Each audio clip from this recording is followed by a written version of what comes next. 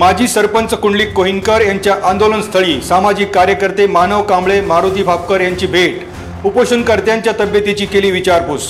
उपोषणाची तात्काळ दखल घ्यावी म्हणून जिल्हा अधिकारी सुहास दिवसे यांना निवेदन. बदलापूर येथील निर्भयाच्या निषेधार्थ शिवसेनेच्या उद्धव ठाकरे गटाकडून आंदोलन. घटनेचा जाहीर निषेध करत आरोपीला तात्काळ फाशी देण्याची केली मागणी. शिवसेना महिला आघाडी आणि युवा सेनेकडून नोंदविला जाहीर निषेध.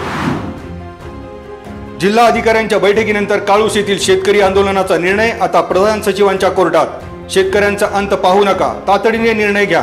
आंदोलक भूमिकेवर ठाम. तात्काळ निर्णय न घेतल्यास पाणी बंद करण्यात येईल. आंदोलक सुभाष पोळे यांचा इशारा.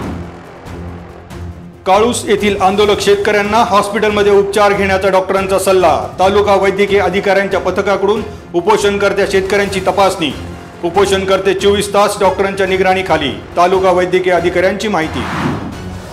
काळूस येथील शेतकऱ्यांच्या आंदोलनाला सुधीर मुंगशे यांचा पाठिंबा. बेकायदा पुनर्वसन रद्द होत नाही तोपर्यंत शेतकऱ्यांच्या पाठीशी, मुंगशे यांचं आश्वासन. उपोषणकर्त्या शेतकरी बांधवांना दिला विश्वास.